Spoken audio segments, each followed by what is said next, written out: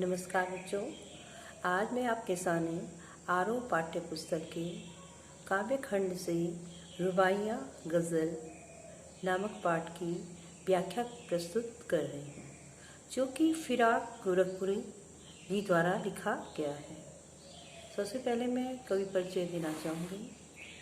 फिराक गोरखपुरी का मूल नाम रघुपति सहाय फिराक था। उनका जन्म 28 अगस्त 1896 गोरखपुर उत्तर प्रदेश में हुआ था। फिराक ने परंपरागत भावभूत और शब्द भंडार का उपयोग करते हुए उसे नई भाषा और नए विषयों से जोड़ा। इनका निधन वर्ष 1983 में हुआ। प्रस्तुत पाठ की रूपरेखा इस प्रकार है कि प्रकृति, मौसम एवं भौतिक जगत के सौंदर्य को शायरी का विषय बनाने वाले प्रसिद्ध उर्दू शायर फिराक गोरखपुरी ने यहाँ एक वात्सल्य चित्र प्रस्तुत किया है। बच्चे की इच्छा, माँ की ममता और त्योहारों के बीच हिंदी, उर्दू एवं लोक भाषा के शब्दों के मिश्रण से उत्पन्न सौंदर्य की छटा अद्भुत है। वास्तव में फिराक की रुबाई में हिंदी का एक घरेलू रूप दिखता है। उनकी सहज भाषा एवं प्रसंग सूरदास की वात्सल्य वर्णन की सादगी की याद दिलाते हैं। सबसे पहले यहाँ पे है रुबाइयाँ। मैं आपको रुबाइयाँ के बारे में बताती हूँ। रुबाइयाँ उर्दू और फारसी का एक छंद या लेखन शैली है।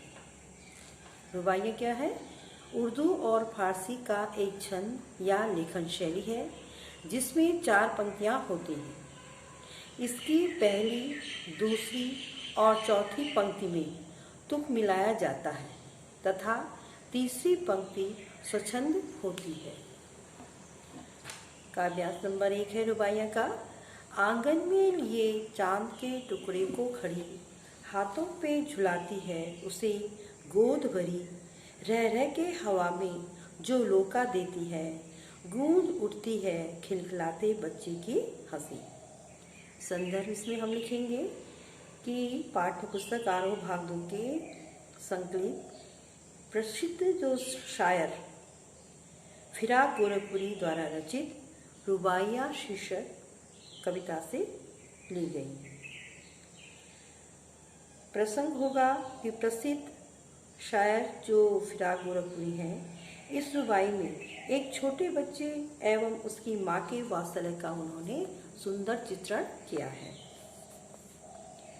फिराक कहते हैं कि एक माँ अपने चांद के टुकड़े जैसे सुंदर बच्चे को लिए हुए घर के आंगन में खड़ी है। आंगन में लिए चांद के टुकड़े को खड़ी एक माँ अपने चांद के टुकड़े के समान सुंदर बच्चे को लिए हुए घर के आंगन में खड़ी है।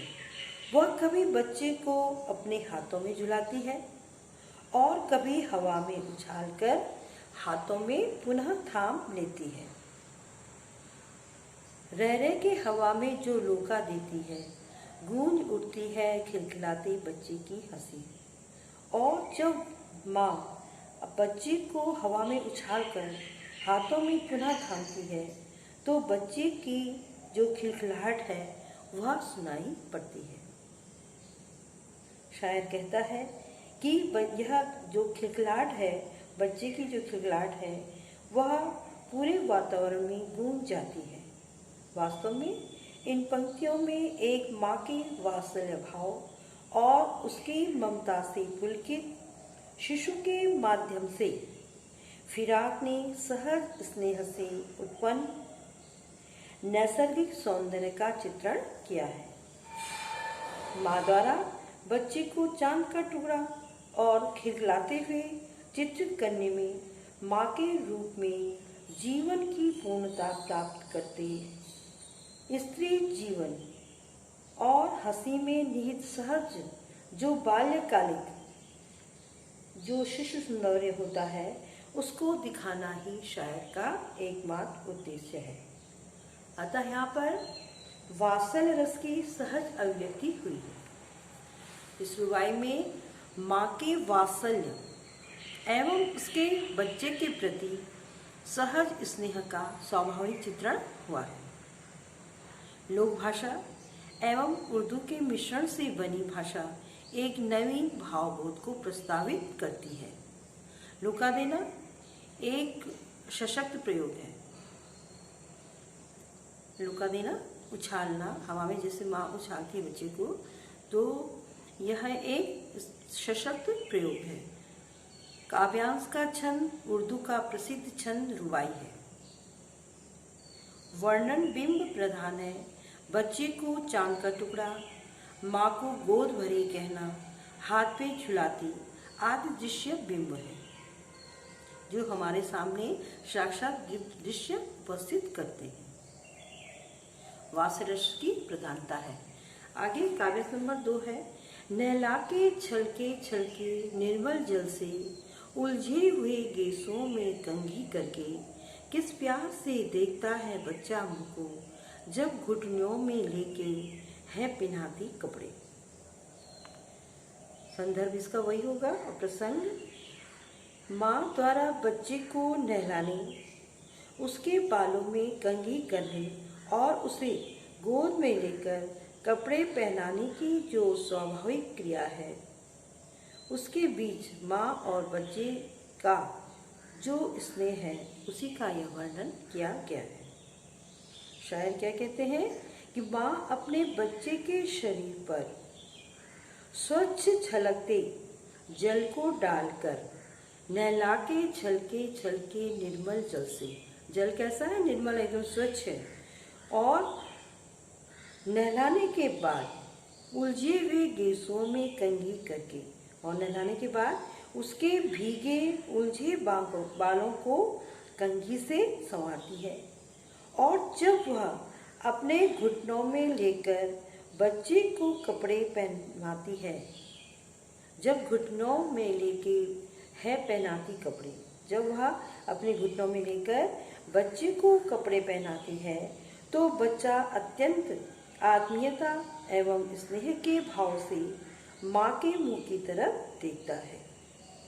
माँ बच्चे के प्रेम का सहज चित्रण इन पंक्तियों में हुआ है, जिसकी अभिव्यक्ति माँ के मुंह को बच्चे द्वारा देखने में निहित है। जब वह घुटनों के बीच में बैठा हुआ है और प्यार से अपनी माँ के मुंह को निहारता है, तो यह वर्णन बहुत ही स्वाभाविक बन पड़ा है और बहुत ही आकर्षक वर्णन है। आगे काव्यांश नंबर 3 है।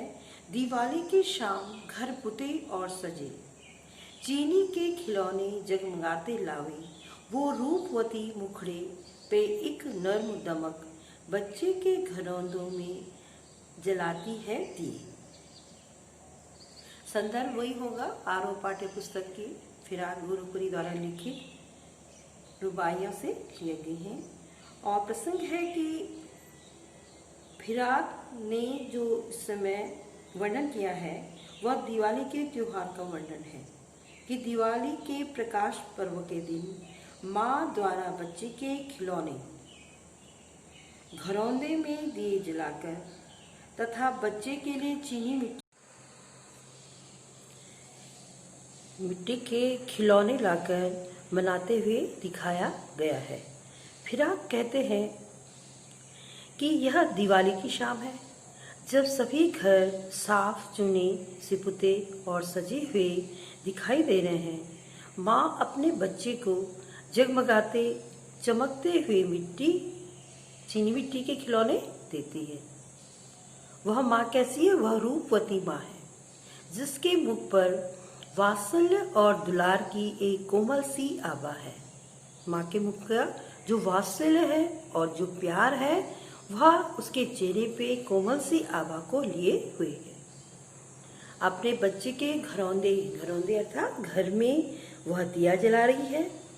वास्तव में यहाँ दीपावली के त्योहार पर स्वच्छता के पारंपरिक कार्य एवं मिठाई, खिलौने तथा दियों के प्रकाश से उत्पन्न उल्लासमय वातावरण, जो प्रसन्नता से भरा वातावरण होता है, के चित्रण के माध्यम से शायर ने लोक जीवन में त्योहारों के महत्व एवं उनके मनाने की रीति का भी चित्रण किया है। काव्यांश में दिवाली की जगमगाती साज सज्जा, साफ सफाई, रंग से पुते घर, मिट्टी के खिलौने, दियों का जलाना, ये सभी दिवाली में पारंपरिक पर्व एवं लोक जीवन के उल्लास को पाठक के सम्मुख दृश्य की भांति उपस्थित कर देते हैं। इस काव्यांश का काव्य सौंदर्य भाव सौंदर्य के अंतर्गत आप लिख सकते हैं। रुबाई में दृश्य बिंबों की प्रधानता है, जैसे रंग रोगन किए घर, चीनी के जगमगाते खिलौने। भाषा कैसी है? उर्दू एवं लोक भाषा मिश्रित। आगे काव्यांश से चौथा काव्यांश। आंगन में ठुनक रहा है जिदियाया है, बालक तो हई चांद पे ललचाया है, दर्पण उसे देख के कह रही है माँ, देख आईने में चांद उतर आया है। इसका संदर्भ वही रहेगा कि आरूप पाठ्य पुस्तक के रुबाइयाँ से लिया गया है और इस रुबाई में शायर बच्चे की बाल सुलभ जिद का वर्णन करते हुए माँ द्वारा उसे मनाने बहलाने का चित्रण करता है।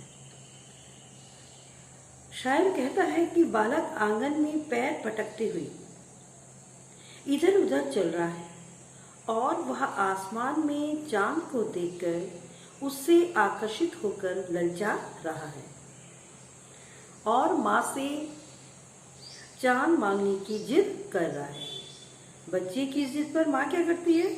उसके हाथ में आईना थमा, उसके सामने आईना थमा करके उसको उसमें चांद दिखाते हुए कह रही है कि देखो बेटे, चांद आईने में उतर आया है, देख आईने में चांद उतर आया है। वास्तव में छोटे बच्चे जब जिद करते हैं तो जल्दी मानते नहीं हैं। ऐसे में जब तक उनकी जो इच्छित वस्तु है उसे नहीं मिल जाती तो वे शांत नहीं होते, जिद करते रहते हैं। तो इस तरह से माँ ने अपने प्रेम के द्वारा बच्चे की जिद को उसी के तरह उसके मन के अनुसार ही पूरी की। इस वर्णन के प्रसंग में गोस्वामी तुलसीदास जी का कवितावली में वर्णित जो बाल छवि वर्णन है वह भी इसी तरह है, जिसमें राम को चांद के लिए हट करते हुए चित्रित किया गया है। तुलसीदास जी ने कहा था कबहू ससी मांगत आरी करे, और सूरदास जी ने भी कृष्ण के बाल्यकाल में वर्णन इस तरह से किया है, मैं तो चंद्र खिलौना लूंगा। इस प्रकार यह वर्णन बाल सौंदर्य वर्णन की काव्य परंपरा से जुड़ा हुआ है। काव्यांश नंबर 5 है रक्षाबंधन की सुबह, रस की पुतली छाई है घटा गगन में हल्की हल्की, बिजली की तरह चमक रहे हैं लच्छे, भाई के है बांधती चमकती राखी। इसका संदर्भ वही होगा कि आनंद पाठ्य पुस्तक के रुबाइयों से लिया गया है। प्रसंग होगा कि शायर ने इस रुबाई में लोक जीवन एवं परंपरा से जुड़ा जो त्योहार है, भाई बहन के पारस्परिक स्नेह का प्रतीक रक्षाबंधन, इस त्योहार का वर्णन किया है। व्याख्या है कि शायर कहता है कि रक्षाबंधन की प्रेम भरी सुबह में जब आसमान में सावन मास के बादलों की हल्की हल्की बदली छाई हुई है, छाई है घटा गगन में हल्की हल्की, गगन क्या है? आकाश, और घटाएं बादल, हल्के हल्के बादल जो आकाश में सावन के महीने में छाए हुए हैं, तब एक छोटी सी बच्ची अपने भाई की कलाई पर बिजली की तरह चमकते तारों के लच्छे वाली चमकदार, तारों के समान लच्छे वाली चमकदार वह राखी जो स्नेह, उल्लास एवं प्रेम का प्रतीक है। वह राखी कैसी है? स्नेह का प्रतीक, उल्लास प्रसन्नता का प्रतीक और प्रेम का प्रतीक। वह राखी अपने भाई के हाथों पर कलाई पर बांध रही है। बिजली की तरह चमक रहे लच्छे, बिजली की तरह वह राखी तारों के समान चमक रही है, बिजली की तरह चमकते तारों के लच्छे वाली। बिजली की तरह वह क्या है, चमकते तारों के लच्छे वाली। और उसी में, उस चमकदार सौंदर्य में स्नेह, उल्लास और प्रेम का प्रतीक भी उसके साथ जोड़ा गया है। काव्यांश की भाषा सरल व सहज है। वर्णन में दृश्यात्मकता को दिखा गया है। रुबाई छंद का मनोहारी रूप सामने आया है और बिजली की तरह चमक में उपमा अलंकार है।